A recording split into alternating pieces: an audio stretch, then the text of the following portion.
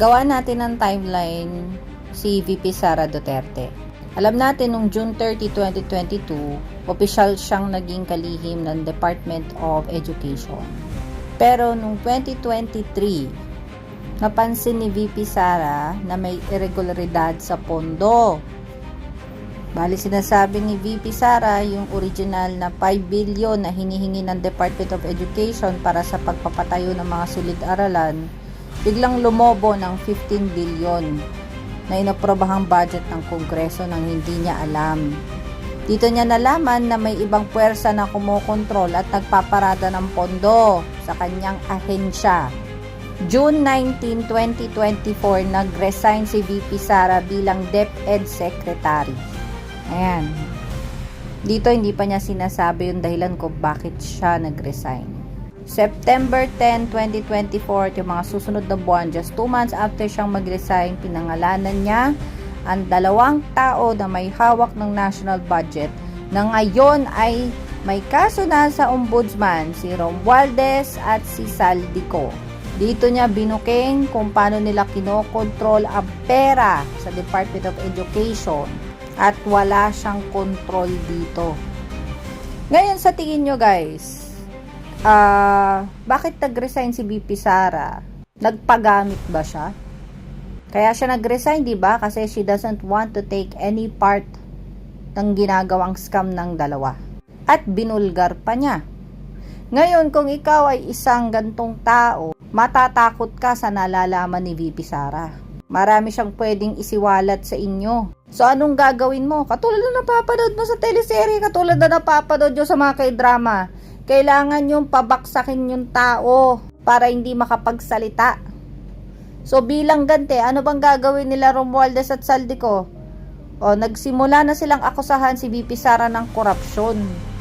At ginawa nila lahat ng paraan hanggang ngayon na sa nakikita nyo yung impeachment na nangyayari ngayon, gagawin at gagawin nila yan kasi masyado na siyang maraming alam.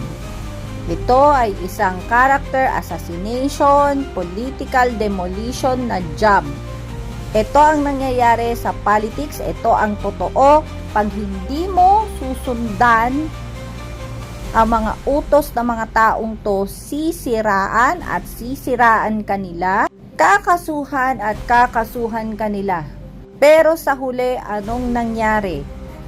Ang binulgar ni VP Sara na 2 tao ay sila rin ngayon ang kinakasuhan ng ombudsman. Pero mga kababayan, hindi lang po dyan nagtatapos. Kasi ang hinawakan lang naman po ni VP Sara ay ang Department of Education. Yun lang syempre ang nakita niya. Tingin nyo ba dyan lang natatapos ang korupsyon? Sa mga ibang ahensya, tingin nyo ba wala? Hindi natin alam. Pero ito ang alam ko. Kung sino ang nagsasabi ng totoo, patatahimikin nila. Katulad ng ginagawa nila sa 18 ex-marines natin. Nalaman lang na may darating pang 14 at may 7. Na-lockdown na ang Senado Kasi kahit anong sabi mo, kahit anong dahilan mo, si VP Sara ang unang nakaalam kung sino ang kumukuha ng pera natin, ng mga mastermind. So, kanino tayo maniniwala? 'Di ba? At ngayon, ito naman ang ginagawa nila sa Brave 18 ex-marines. Dahil nagsisiwalat sila ng totoo, kakasuhan sila, patatahimikin sila. Katulad ng ginagawa nila ngayon kay VP Sara. Again guys, ang laban na to ay laban ng mga elitistang mata pobre na gusto nila na sila ang may kontrol ng kapangyarihan. At tayo ay gawing tuta o slave. Yon ang gusto nila.